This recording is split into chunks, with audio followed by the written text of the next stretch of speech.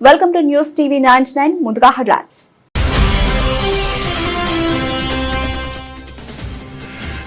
భారత విదేశాంగ మంత్రి జయశంకర్ తో సమావేశమైన అమెరికా విదేశాంగ కార్యదర్శి మార్కో రూబియో ట్రంప్ వాణిజ్య ఒప్పందాన్ని ప్రకటించిన తర్వాత మొదటి సమావేశం.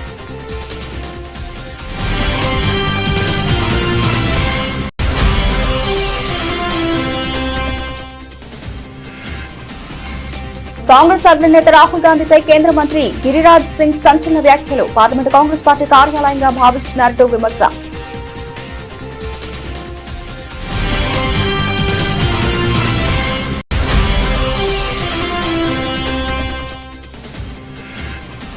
అమెరికాతో వాణిజ్య ఒప్పందం ఉజ్వల భవిష్యత్తుకు శుభసూచకమన్న కేంద్ర మంత్రి. ఈ ఒప్పందాన్ని ప్రధాని మోదీ కొలిక్కి తీసుకువచ్చారన్న పీయూష్ గోయల్.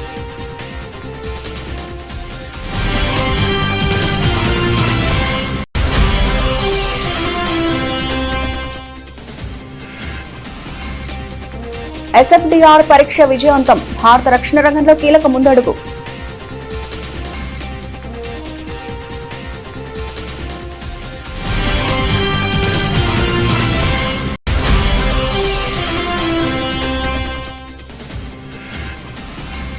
రైతు నేస్తం ద్వారా ప్రభుత్వ పథకాలను ప్రజల్లోకి తీసుకెళ్లాలి. సంబంధిత శాఖ అధికారులకు మంత్రి తుమ్మల ఆదేశాలు.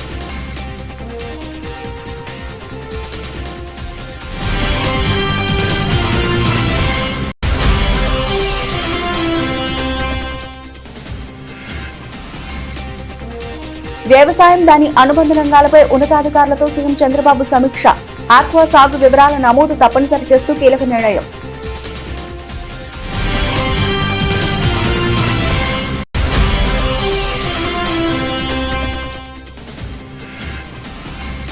రేవంత్ మాటలు సిట్ విచారణను ప్రభావితం చేసేలా ఉన్నాయి. సీఎంపై ఆగ్రహం వ్యక్తం చేసిన మండలి ప్రతిపక్ష నేత మధుసూదనాచారి.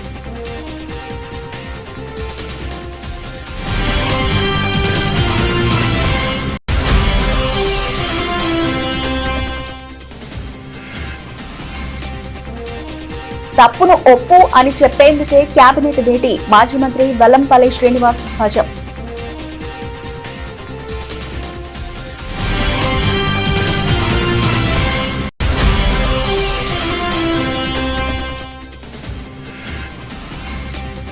మున్సిపాలిటీలకు ఏం చేశాం ఏం చేస్తామన్నది చెప్పి ఓట్లు అడగండి. అధికార ప్రతిపక్షాలను డిమాండ్ చేసిన తెలంగాణ జాగృతి.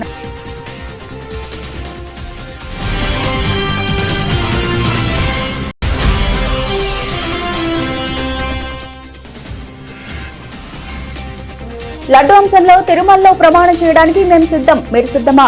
చంద్రబాబుకు సవాల్ విసిరిన వైసీపీ నేత సతీష్ రెడ్డి.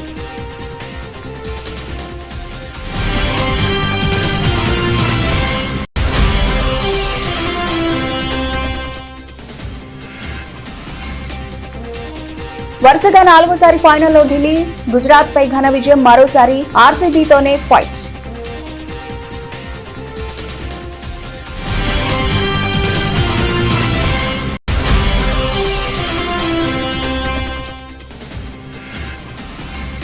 ఐటీ సెక్టార్లో అమ్మకాలు నష్టాలతో ప్రారంభమై కాసేపటికే కోలుకొని లాభాల బాట పట్టిన దేశీయ సూచీలు.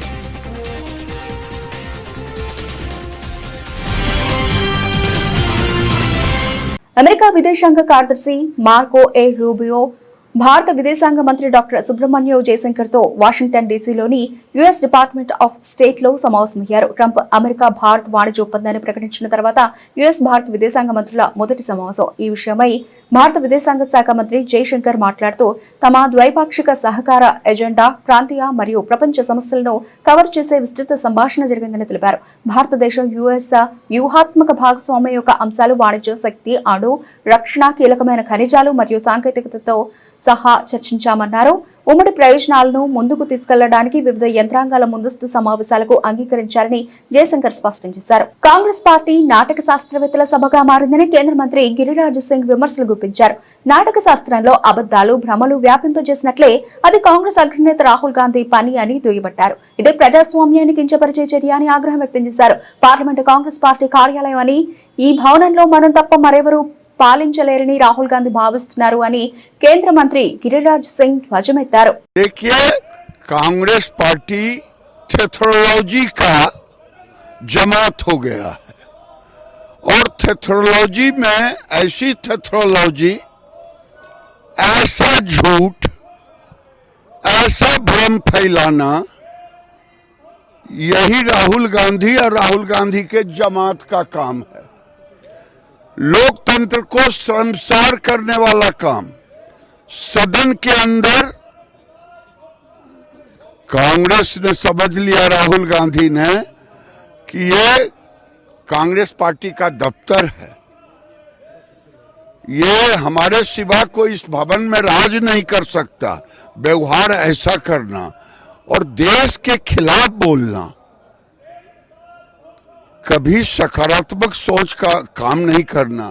ये राहुल गांधी के नेतृत्व में देश के खिलाफ एक साजिश के तहत ही ये काम करते हैं। राहुल गांधी झूठ बोलते हैं। अगर हिम्मत है कहें कि हम पर अवमानना का केस चले, अगर सब रिकॉर्डिंग है ना जी, रिकॉर्डिंग में भी झूठ बोल रहा है, ये तो केवल झूठ बोलने का ठीका।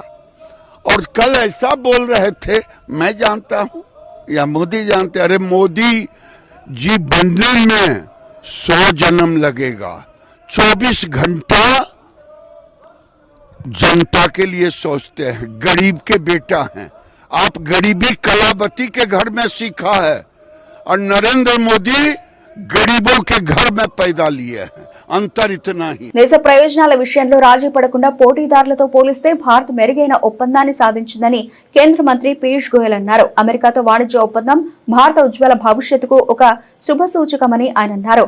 ఎంతో కాలంగా ఎదురు చూస్తున్న ఈ ఒప్పందాన్ని ప్రధాని మోదీ కొలిక్కి తీసుకొచ్చారని అన్నారు. ఈ విషయంలో దేశమంతా ఆయనకు అభినందనలు తెలుపుతోందని అన్నారు.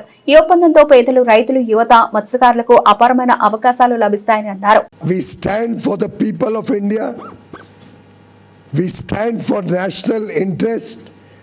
And today, 140 crore Indians are celebrating a trade deal which is under final stages of detailing between the negotiating teams of both countries.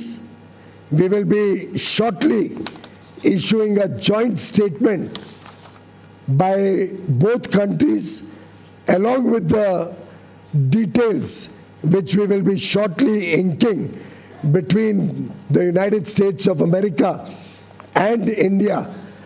And as soon as the final understanding of the deal is inked and the joint statement is finalized, technical processes are completed, full details will be shared. But I can assure the people of India, I can assure 140 crore brothers and sisters that this is a deal that will make every Indian proud, that will protect the interest of every Indian and provide huge opportunities for all the people of India, and will protect the sensitive sectors, the interests of our agriculture and our dairy sectors in full respect, opening up huge opportunities for our labor-intensive sectors, export sectors in textiles, plastics, apparel, home decor, leather and footwear, gems and jewelry, organic chemicals, rubber goods, machineries, so many products, aircraft components. This is truly a deal that every Indian can be proud of. భారత రక్షణ పరిశోధన మరియు అభివృద్ధి సంస్థ మరో కీలక విజయాన్ని అందుకుంది. సాలిడ్ ఫ్యూయల్ డక్టెడ్ రామ్జెట్ టెక్నాలజీని ఒడిశాలోని చాందీపూర్ ఇంటిగ్రేటెడ్ టెస్ట్ రేంజ్ నుంచి విజయవంతంగా ప్రదర్శించింది. ఈ పరీక్షతో సుదూర గగనతల క్షిపణుల తయారీలో భారత్ స్వయం సమృద్ధి దిశగా మరో ముందడుగు వేసినట్లయింది. ముందుగా గ్రౌండ్ బూస్టర్ సాయంతో క్షిపణి వ్యవస్థను నిర్దేశిత వేగానికి చేర్చారు. ఆ తర్వాత nozzle less booster, ramjet motor వంటి అన్ని ఉపవ్యవస్థలు ప్రణాళిక ప్రకారం అత్యంత ఖచ్చితత్వంతో పనిచేశాయి. ఈ పరీక్షకు సంబంధించిన పూర్తి సమాచారాన్ని ITR లో ఏర్పాటు చేసిన ట్రాకింగ్ వ్యవస్థల ద్వారా నమోదు చేసి ధృవీకరించారు. ఈ అత్యాధునిక టెక్నాలజీ విజయవంతం కావడంతో భారత్కు గగనతలంలో గణనీయమైన వ్యూహాత్మక ప్రయోజనం లభించనుంది. శత్రు విమానాలను చాలా దూరం నుంచి అడ్డుకునే సామర్థ్యం భారత వాయుసేనకు అందుబాటులోకి వస్తుంది. దీంతో ఈ పరిజ్ఞానం కలిగిన కొన్ని దేశాల సరసన భారత్ చేరింది.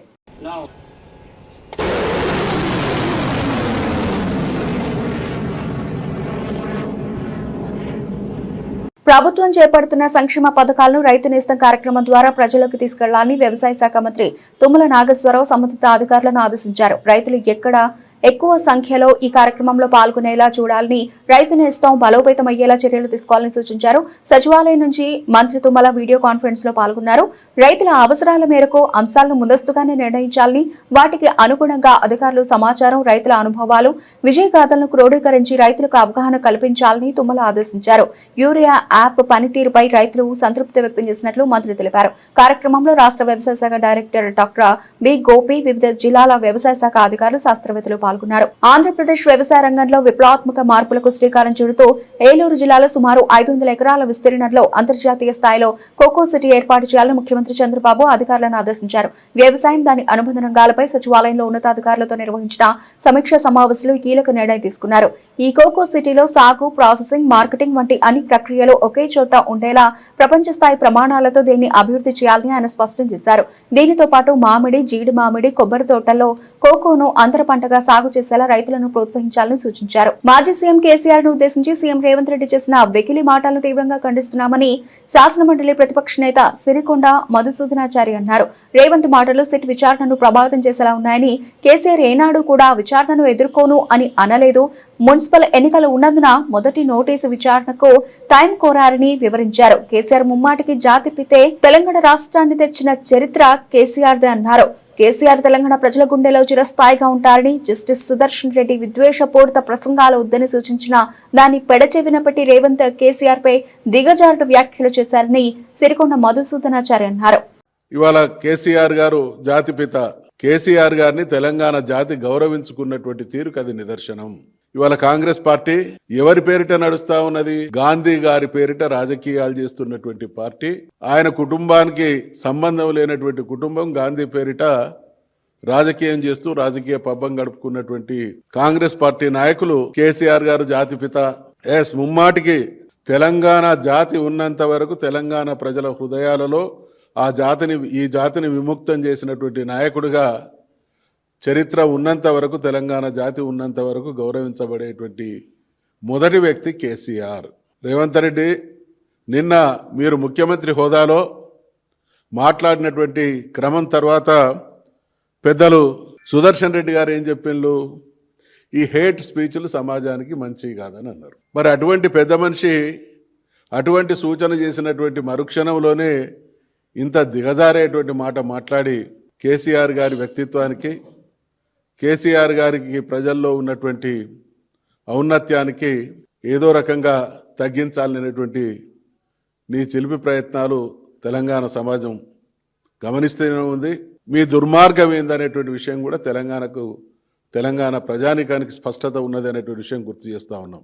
తెలంగాణ రాష్ట్ర సాధనతో పాటు తెలంగాణ రాష్ట్రాన్ని అద్భుతంగా తీర్చిదిద్దినటువంటి గొప్ప నాయకుడు కేసీఆర్. పదవులను తృణప్రాయం లాగా వదిలిపెట్టి చివరికి ప్రాణత్యాగానికి సిద్ధమై తెలంగాణ సాధించుండు. సొంత పార్టీ పెట్టుకున్నాడు. మీరేం చేస్తున్నారు ముఖ్యమంత్రి గారు? ఎన్ని పార్టీలు మార్చిండ్లు? మంది పార్టీలలో వచ్చి ఇవాళ ఇది ఒక వెకిలి వేషం అయితే, ఇంకొక దుర్మార్గం కేసీఆర్ గారి పాలనను మరిపించేటువంటి పాలన, అంతకంటే గొప్ప పాలన అందిస్తామనేటువంటి హామీలు ఇచ్చి ఇవాళ ఎటువంటి దిగజారుడు ప్రభుత్వం, ఎటువంటి గారడి ప్రభుత్వం. తిరుమల లడ్డు వ్యవహారంలో తమ ప్రభుత్వంపై వేసిన నిందను సమర్థించుకునేందుకు ఒక తప్పును ఒప్పు అని చెప్పేందుకే రాష్ట్ర మంత్రివర్గం సమావేశమైందని మాజీ మంత్రి వెల్లంపల్లి శ్రీనివాస్ ధ్వజమెత్తారు. తిరుమల లడ్డు ప్రసాదంలో వాడిన నెయ్యిలో జంతు కొవ్వు, పంది కొవ్వు, చేప నూనె కలిసిందని ఇన్నాళ్లు సీఎం, డిప్యూటీ సీఎం చేసిన ఆరోపణలు పూర్తిగా అవాస్తవమని, ప్రతిష్టాత్మక ల్యాబ్లు, NDDB ఎన్డీఆర్ఐ తేల్చి చెప్పడం, అదే విషయాన్ని సుప్రీంకోర్టు నియమించిన సిట్ కూడా తన ఛార్జ్షీట్లో స్పష్టం చేయడంతో దిక్కుతోచిన ప్రభుత్వం మళ్లీ విచారణకు సిట్ ఏర్పాటు చేయాలని నిర్ణయించడం తప్పు అని పార్టీ కేంద్ర కార్యాలయంలో మీడియాతో మాట్లాడిన వెల్లంపల్లి శ్రీనివాస్ స్పష్టం చేశారు. అనిల్ సింఘాల్ యువగా నియమించబడ్డారు. మా ప్రభుత్వం వచ్చాక నియమించాల ఆయన్నేమి 2017లోనే అతను యువగా నియమించారు. అతను టర్మ్ ఉన్నంత వరకు కంటిన్యూ చేశారు. మరి అటువంటి పోనీ సింఘాల్ మీద మీకు అదే ఇబ్బందులు ఉంటే మళ్ళీ ఎందుకు కొత్తగా ఎందుకు నియమించారు? అతన్ని ఎవరు నియమించమని చెప్పారు? ఎవరు ఒత్తిడి చేశారు? ఎవరు ఒత్తిడి చేశారు? సమాధానం లేదు. మళ్ళీ మాకు ఏదో సిబిఐ సిట్ రిపోర్ట్లో మాకు ఆధారాలు వచ్చినాయి, అంటే వాళ్ళకి నచ్చిన ఆఫీసర్ని వేసుకోవాలి అని చెప్పి ఉద్దేశంతో ఈయన్ని లేపేశారు. దానికి ఇది ఒక వంక పెట్టారు. దీంట్లో ఎవరు కూడా ఆలోచించాల్సిన పరిస్థితి లేదు. కాకపోతే నేను కోరుకునేది చంద్రబాబు నాయుడు గారిని కానీ ఈ నలుగురు మంత్రులు కూడా ఇందాక విలేకరుల సమావేశంలో మాట్లాడుతుంటే విలేకరులు నువ్వే పేపరు, ఏ టీవీ, సాక్షియా? సర్లే, నువ్వు అసలు సమాధానం మీ దగ్గర ఉంటే నలుగురు మంత్రులు మాట్లాడారు. దాంట్లో పార్సారథి గారు కూడా మాట్లాడారు. మేము కొనుగోలు కమిటీలో ఉన్నాం కానీ మాకు సంబంధం లేదని చెప్పని. అంటే వాళ్ళ పార్టీ మారిపోతే మాత్రం కొనుగోలు కమిటీతో సంబంధం లేదు. వేమిరెడ్డి ప్రశాంత్ రెడ్డి గారు ఆమె కూడా కొనుగోలు కమిటీలో ఉందే. పార్సారథి గారు ఉన్నారు. వాళ్ళైతే మీడియా ముందు కూర్చొని అయ్యో మా కొనుగోలు కమిటీలో మాకేం సంబంధం లేదండి, వాళ్ళే చూసుకున్నారు. అంటే వాళ్ళ పార్టీలో కండవ కప్పితే మాత్రం వాళ్ళకి సంబంధాలే ఉండవు. అసలు అందులో కూడా నిన్న సిట్ రిపోర్ట్లో సరే అది సిబిఐ సిట్ది మన ఇచ్చింది కరెక్టా కాదనేది వేరే విషయానికి వెళ్తే దాంట్లో ఎక్కడ కూడా వైవి సుబ్బారెడ్డి గారి పేరు ఎక్కడ మెన్షన్ చేయలేదే. మెన్షన్ చేయనప్పుడు మీరు ఇందాక వైవి సుబ్బారెడ్డి గారు నిందితుడు అని చెప్పి ఏ విధంగా మీరు చెప్తారని ఒక సుప్రీంకోర్టులో ఒక అంశం ఉండగా వీళ్ళు పలానా వాళ్ళు నిందితులు అని చెప్పే అధికారం మీకెక్కడిది? అసలుకి మీకెక్కడికి? ధర్మారెడ్డి గారు నిందితుడు, సుబ్బారెడ్డి గారు నిందితుడు అని చెప్పని మీరు ఏ విధంగా దాన్ని మీరు చెప్తారు? సిటీ రిపోర్టు, సిబిఐ రిపోర్టు కోర్టుకి ఇచ్చింది. సుప్రీంకోర్టు దాన్ని డిసైడ్ చేస్తుంది what is this, what is what అని చెప్పని. అంతే తప్ప మీరెవరు ఇవన్నీ చెప్పడానికి? దీనికి 3.5 గంటలు చర్చ. పవన్ కళ్యాణ్ గారేమో చైర్మన్ గారికి అడిగారా అని చెప్పని ఆయన అడిగారట. వీళ్ళు మేము చైర్మన్ గారికి ఇచ్చామని చెప్పారంట. ఒక సినిమా కథలల్లి అంటే వీళ్ళు ఆల్రెడీ పూర్తిగా కూడా ఫెయిల్ అయిపోయిన సంగతి రాష్ట్ర ప్రజలందరికీ తెలుసు. తిరుమల తిరుపతి దేవస్థానంలో ఈ కూటమి ప్రభుత్వం తప్పు చేసింది, లేని అపచారాన్ని ఉన్నట్టుగా చెప్పారు. అది ఈ ల్యాబ్ రిపోర్ట్స్ ద్వారా బట్టబయలైంది. దాన్ని కవర్ చేసుకోవడానికి అనేక రకాల తంతాలు మామూలు కూడా కాదు. ఏదైతే రోడ్డు మీద 10 ఏళ్ల బీఆర్ఎస్ 2 ఏళ్ల కాంగ్రెస్ హయాంలో రాష్ట్రంలో మున్సిపాలిటీల పరిధిలో ఏం అభివృద్ధి జరిగిందని తెలంగాణ జాగృతి రాష్ట్ర ఉపాధ్యక్షుడు కోలు శ్రీనివాస్ మరియు తెలంగాణ జాగృతి జనరల్ సెక్రటరీ నవీన్ ఆచారి ఇరు పార్టీలను ప్రశ్నించారు. మున్సిపల్ ఎన్నికల్లో పోటీ చేస్తున్న ప్రతిపక్ష పార్టీలు అధికార కాంగ్రెస్ మున్సిపాలిటీలకు ఏం చేశాం, ఏం చేస్తామన్నది చెప్పి ఓట్లు అడగకుండా డైవర్షన్ పాలిటిక్స్ చేస్తున్నారని విమర్శించారు. బీఆర్ఎస్ 10 ఏళ్లు, కాంగ్రెస్ 2 ఏళ్లు అధికారంలో ఉండి కూడా ప్రజలకు ఏం చేశామన్నది చెప్పుకోలేని దౌర్భాగ్య పరిస్థితిలో ఉన్నారని అన్నారు. ఈరోజు తెలంగాణ రాష్ట్రంలో ఎన్నో రోజులుగా ఎదురు చూస్తున్న మున్సిపల్ ఎలక్షన్స్ రావడం జరిగింది. అదేవిధంగా రాష్ట్ర ప్రభుత్వం హడావుడిగా నోటీసులు ఇవ్వడం జరిగింది. అసలు గతంలో ఏదైతే గ్రామ పంచాయతీ ఎలక్షన్ జరిగినవో దాన్ని దృష్టిలో పెట్టుకొని ఈరోజు రాష్ట్ర ప్రభుత్వం ఎన్నికల నోటిఫికేషన్ ఇవ్వడం జరిగింది. కానీ ముఖ్యంగా ఈరోజు గుర్తుపైన జరిగే ఎలక్షన్స్ ఇది. రాష్ట్రంలో ప్రతిపక్షాలు కానీ అదేవిధంగా అనేక పార్టీలు కూడా పోటీ పడుతున్న సందర్భంలో అసలు మున్సిపాలిటీలో జరిగిన అభివృద్ధి ఏంటిది, అసలు మున్సిపాలిటీ ఇంతవరకు ఏ విధంగా అభివృద్ధి చెందిందో, రాష్ట్రంలో గ్రామ పంచాయతీలను తీసుకెళ్లి మున్సిపాలిటీని తీసుకుపోయి కార్పొరేషన్గా ఏ అభివృద్ధి చెందని జిహెచ్ఎంసీని కలపడం జరిగింది. జిహెచ్ఎంసీలో ఒక వర్షం పడితే అసలు నగరం ఏమైందని చూసే పరిస్థితి ఏర్పడ్డది. కానీ ఈరోజు నిజంగా రాష్ట్ర ప్రభుత్వం చేస్తున్న అభివృద్ధి ఏంటిది, ఏ విధంగా జరిగింది? గత 2 సంవత్సరాలు కానీ గతంలో 10 సంవత్సరాలు కానీ ఎలాంటి అభివృద్ధి జరగలేదు. ఈరోజు బయటికి వెళ్ళాలంటే కూడా వర్షం పడితే ఇంటికి వచ్చే పరిస్థితి కూడా కరెక్ట్ లేదు. ప్రజలందరూ కూడా చూస్తున్నారు అభివృద్ధి ఏ విధంగా జరుగుతుంది, ఇప్పుడు ఏ విధంగా అభివృద్ధి జరగాలి, ఎవరైతే మనకు ఖచ్చితమైన నాయకత్వం కావాలి అనేది. ఇప్పుడు మనకు బహుజనులకు మంచి ఒక పార్టీ అంటే ఏదైతే ఉందో సింహం గుర్తు పైన మన వాళ్ళు కూడా పోటీ చేస్తున్నారు. తెలంగాణ రాష్ట్రంలో ఉన్న ప్రతి ఒక్కరు కూడా చూస్తున్నారు.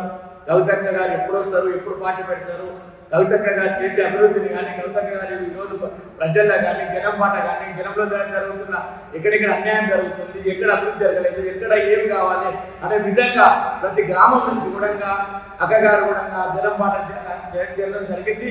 అదేవిధంగా వచ్చే ఎన్నికల్లో కూడా ప్రతి ఒక్కరు కూడా ఆలోచించి ఒక మంచి వ్యక్తిని, మంచి ప్రభుత్వాన్ని, మంచి పరిపాలన చేసే వారిని ఎన్నుకోవాల్సిందిగా కోరుకుంటున్నాం.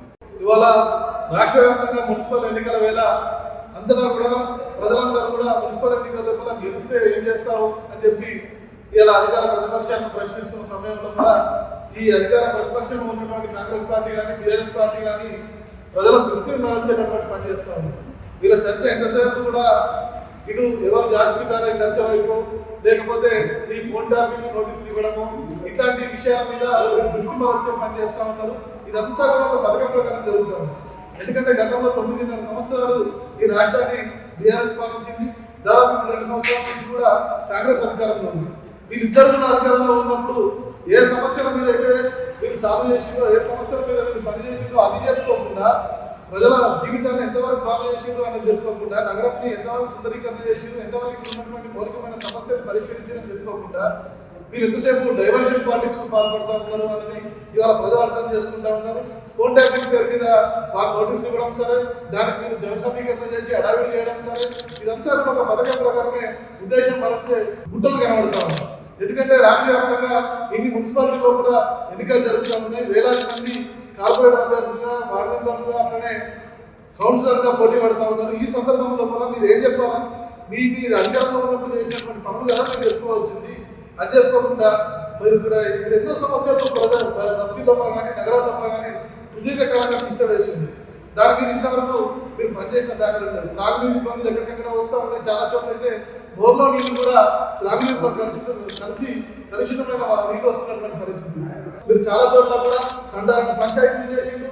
అట్లానే మేజర్ గ్రామ పంచాయతీలు చాలా చోట్ల కూడా మున్సిపాలిటీలో కలపడం, ఇవాళ అట్లాంటి మున్సిపాలిటీలు అన్నింటినీ తీసుకొచ్చి జిహెచ్ఎంసీలో కలుపుతూ ఉన్నారు. ఇది మొత్తం గ్రామ స్థాయి నుంచి కూడా రాష్ట్ర రాజధాని స్థాయి వరకు కూడా చేస్తూ వచ్చినారు. కానీ ఎక్కడ కూడా కేవలం అప్గ్రేడ్ చేసేది తప్ప దానికి నిధులు కేటాయించలేదు, అక్కడ మౌలిక వసతులు ఏర్పడలేదు. ప్రజలందరూ కూడా మాజీ మంత్రుల ఇళ్లపై దాడులు రాష్ట్రంలో శాంతి భద్రతల వైఫల్యానికి నిదర్శనం. YSRCP state general secretary S V Satish Reddy స్పష్టం చేశారు. కడప వైఎస్ఆర్సీపీ కార్యాలయంలో మీడియాతో మాట్లాడుతూ ప్రభుత్వ వైఫల్యాలను ప్రశ్నిస్తే గూండాలతో దాడులు చేయించడం ప్రజాస్వామ్యానికి ముప్పు అని ఆయన ఆగ్రహం వ్యక్తం చేశారు. తిరుపతి లడ్డు అంశంలో సిట్ నివేదికలో చంద్రబాబువి అబద్దాలు అని తేలడంతో డైవర్షన్ రాజకీయాలకు తెరతీశారని ఆయన మండిపడ్డారు. మీరు తప్పుడు ప్రచారాల కోసం కేవలం రాజకీయాల్లో మీ చేతగాని వైఫల్యాలను కప్పిపుచ్చుకునేదానికి ప్రజలకు తప్పుదోవ పట్టిస్తూ ఆ యొక్క లడ్డు మీద దుష్ప్రచారం చేసేటట్లయితే ఆ శాపం మీకు తగులుకుంటుంది. మీరు మీ కుటుంబాలు కూడా సర్వనాశనం అవుతారని చెప్పి ఈ సందర్భంగా మీ అందరికీ గుర్తు చేస్తున్నాను. గుర్తుపెట్టుకో, వెంకటేశ్వర స్వామి చాలా పవర్ఫుల్ గాడ్. నువ్వు చెప్తా ఉంటావు అది నీ ఇంటి దేవుడని. ఆ ఇంటి దేవుడే నీకు వచ్చి నిన్ను నీ కుటుంబాన్ని శిక్షిస్తాడు. నువ్వు తప్పించుకోలేవు ఆయన శిక్ష. ఇక్కడ భూమి మీద ఎవరైనా వేయలేరేమో కానీ తప్పకుండా ఆ భగవంతుని యొక్క ఆగ్రహం నువ్వు తప్పు చేసింటే నీకు తగులుకుంటుంది. గుర్తుపెట్టుకో. అదే మేము అపవిత్రం చేసేట్టు మా నాయకుడు కానీ మేము చేస్తుంటే మేమందరం కూడా సర్వనాశనం అవుతాం. దీనికి మేము సిద్ధం. మీరు సిద్ధమా? మీరు దానికి సవాల్ను స్వీకరిస్తారా? చంద్రబాబు నాయుడు గారు రండి, మనం ప్రమాణం చేద్దాం. తిరుపతికి పోయి ప్రమాణం చేద్దాం. ఆ లడ్డు మీద మా పార్టీ నాయకులు కానీ మేము కానీ ఎటువంటి కలుషితం చేయాలనే ప్రయత్నం చేస్తే మేము సర్వనాశనం అవుతాం. మేము రెడీ. కానీ ఆ లడ్డులో ఎటువంటి కలుషితం జరగకపోయినా కూడా దాన్ని రాజకీయంగా మీరు వాడుకొని ప్రజల మనోభావాలు, ముఖ్యంగా హిందువుల మనోభావాలు దెబ్బతీసేటువంటి దానికి మీరు కారకులైతే మాత్రం మీరు 100% శిక్షకు అర్హులవుతారని చెప్పి నేను సందర్భంగా చెప్తున్నాను. మహిళల ప్రీమియర్ లీగ్ లో ఢిల్లీ క్యాపిటల్స్ మరోసారి తమ ఆధిపత్యాన్ని చాటుకుంది. మంగళవారం జరిగిన కీలక మ్యాచ్ లో గుజరాత్ జైంట్స్ ను 4 వికెట్ల తేడాతో మట్టి కరిపించి వరుసగా 4సారి ఫైనల్కు దూసుకెళ్లింది. 169 పరుగుల లక్ష్యాన్ని ఢిల్లీ బ్యాటర్లు ఇంకా 26 బంతులు మిగిలి ఉండగానే అలవోకగా ఛేదించారు. లక్ష్య ఛేదనలో ఢిల్లీ ఓపెనర్లు లిజల్లీ షఫాలీ వర్మ ఆరంభం నుంచే విరుచుకుపడ్డారు. పవర్ ప్లే ముగిసేసరికి స్కోరును 75 పరుగులకు చేర్చి విజయాన్ని ఖాయం చేశారు. ఆ తర్వాత కెప్టెన్ జెమిమా రోడ్రిగ్స్ తన ట్రేడ్ మార్క్ షాట్లతో స్పిన్నర్లను ఆట ఆడుకుంది. లారా ఓల్వార్డ్స్ నిలకడగా ఆడి జట్టును విజయ తీరాలకు చేర్చింది. అంతకుముందు టాస్ ఓడి బ్యాటింగ్ కు దిగిన గుజరాత్ జైంట్స్ నిర్ణీత 20 ఓవర్లలో 7 వికెట్ల నష్టానికి 168 పరుగులు చేసింది. వికెట్ కీపర్ బెత్ మోనీ ఒంటరి పోరాటం చేయగా జార్జియా వైర్హామ్ చక్కని సహకారం అందించింది. ఢిల్లీ బౌలర్లలో చిన్నల్ హెన్రీ 3 వికెట్లు తీసి గుజరాత్ పరుగుల వేగానికి బ్రేకులు వేసింది. ఈ గెలుపుతో ఢిల్లీ క్యాపిటల్స్ టైటిల్ పోరుకు సిద్ధమైంది. ఫైనల్లో రాయల్ ఛాలెంజర్స్ బెంగళూరుతో ఢిల్లీ తలపడనుంది. ఆర్టిఫిషియల్ ఇంటెలిజెన్స్ కారణంగా ఐటీ రంగం తీవ్ర పోటీని ఎదుర్కొంటుందనే అంచనాలు వెలువెత్తుతున్న నేపథ్యంలో మదుపర్లు అప్రమత్తమయ్యారు. ఫలితంగా ఐటీ రంగ షేర్లు నేలచూపులు చూస్తున్నాయి.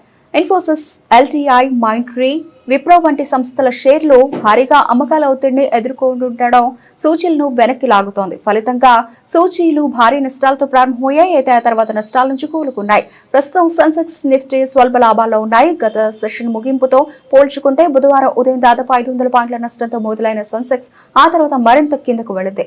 అయితే కాసేపటికే భారీ నష్టాల నుంచి కోలుకుని లాభాల బాట పట్టింది. ప్రస్తుతం ఉదయం 10 గంటల 15 నిమిషాల సమయంలో సెన్సెక్స్ 39 పాయింట్ల లాభంతో 83,778 వద్ద కొనసాగుతోంది. మరోవైపు నిఫ్టీ కూడా సెన్సెక్స్ బాటలోనే కదలాడుతోంది. ప్రస్తుతం 51 పాయింట్ల లాభంతో 25,779 వద్ద కదలాడుతోంది. బ్రిటన్ ముగించే ముందు హెడ్లైన్స్ మరోసారి.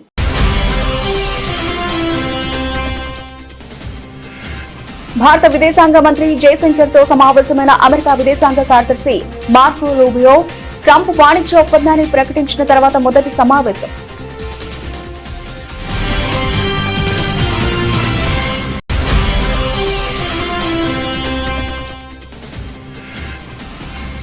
కాంగ్రెస్ అగ్రనేత రాహుల్ గాంధీపై కేంద్ర మంత్రి గిరిరాజ్ సింగ్ సంచలన వ్యాఖ్యలు. పార్లమెంట్ కాంగ్రెస్ పార్టీ కార్యాలయంగా భావిస్తున్నారంటూ విమర్శ.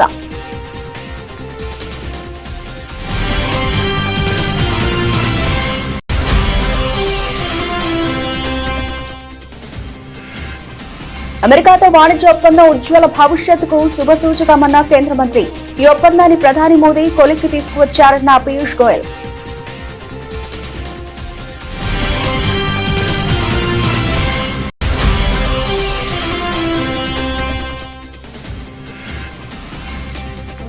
ఎస్ఎఫ్డిఆర్ పరీక్ష విజయవంతం. భారత రక్షణ రంగంలో కీలక ముందడుగు.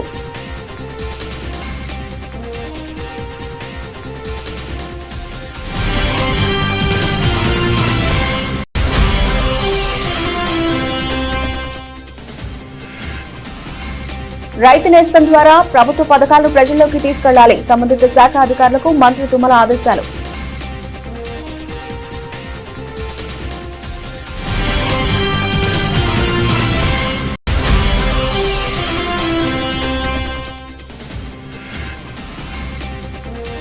వ్యవసాయం, దాని అనుబంధ రంగాలపై ఉన్నతాధికారులతో సీఎం చంద్రబాబు సమీక్ష. ఆక్వా సాగు వివరాల నమోదు తప్పనిసరి చేస్తూ కీలక నిర్ణయం.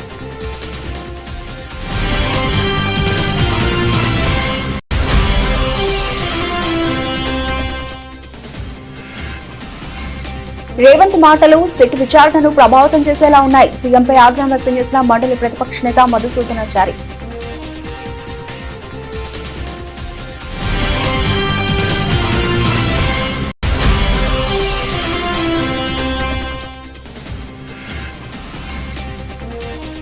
తప్పును ఒప్పు అని చెప్పేందుకే కేబినెట్ భేటీ. మాజీ మంత్రి వెల్లంపల్లి శ్రీనివాస్ ధ్వజం.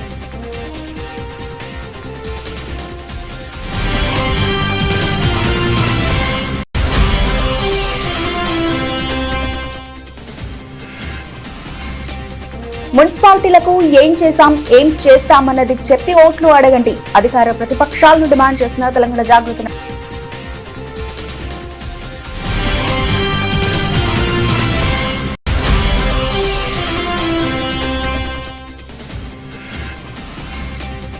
లడ్డు అంశంలో తిరుమలలో ప్రమాణం చేయడానికి మేము సిద్ధం, మీరు సిద్ధమా?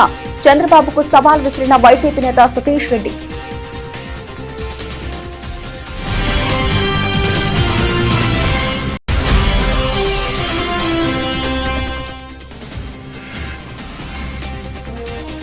వరుసగా 4వసారి ఫైనల్లో ఢిల్లీ, గుజరాత్ పై ఘన విజయం. మరోసారి ఆర్సీబీతోనే ఫైట్.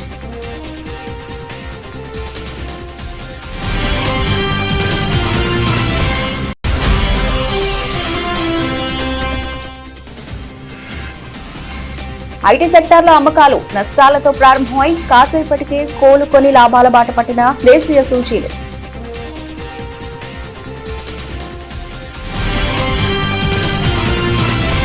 ఇవి ఇప్పటివరకు వచ్చిన అప్డేట్స్. మరిన్ని అప్డేట్స్ తో మళ్ళీ కలుద్దాం. అంతవరకు సెలవు. నమస్తే.